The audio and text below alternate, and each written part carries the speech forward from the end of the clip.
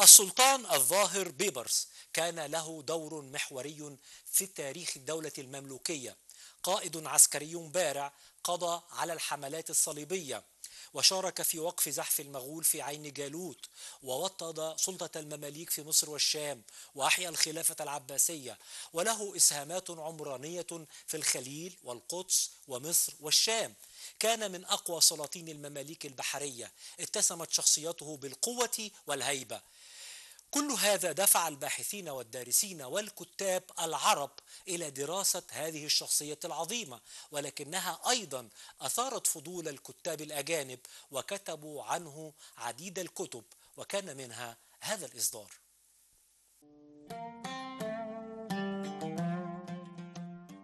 كتابنا اليوم: أسد مصر، السلطان الظاهر بيبرس والشرق الأدنى. ألفه الكاتب الألماني بيتر ثوراو، وترجمه المؤرخ والمترجم والمفكر الدكتور قاسم عبدو قاسم، أستاذ التاريخ الوسيط.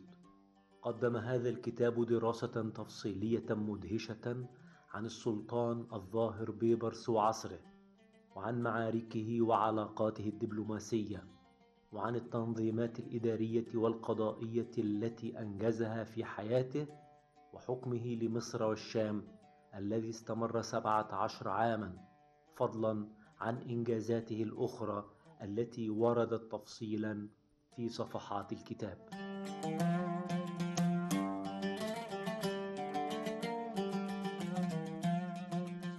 وقد التزم المؤلف التزاما مدهشا بكل التفاصيل الدقيقة الخاصة بموضوع كتابه، كما ناقش الروايات المختلفة التي حصل عليها من المصادر التاريخية العربية واللاتينية واليونانية والأرمينية والفارسية، بحيث رسم لقارئ كتابه في النهاية صورة حية لشخصية تاريخية نادرة المثال.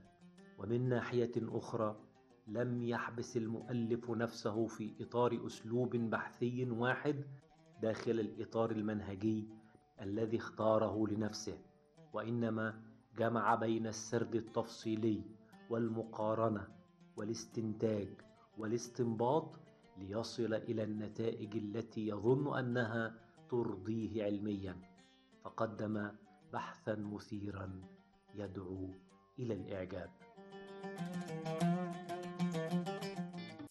مساء الخير، تحت تقدير مني ومن زملاء فريق العمل في برنامج قصر الثقافة. نقدم لكم اليوم واحد من أهم الكتب في المكتبة العربية، لأنه كتاب مترجم عن كاتب أجنبي. أذهلته شخصية الظاهر بيبرس، هذا البطل المصري المعروف الذي له أعمال في التاريخ الإسلامي لا يمكن أن ننساها حتى اليوم ولا الأجيال القادمة أيضا. كتاب أسد مصر، السلطان الظاهر بيبرس والشرق الأدنى، للمؤرخ الألماني بيتر ثوراو أو بيتر توراو، وترجمة الأستاذ الدكتور قاسم عبدو قاسم. يعرضه لنا الدكتور أحمد عبد الفتاح، عضو اتحاد المؤرخين العرب. دكتور أحمد، مساء الخير، وسعداء جدا بوجودك معنا النهارده. أهلا بحضرتك والسادة المشاهدين وكل أسرة البرنامج.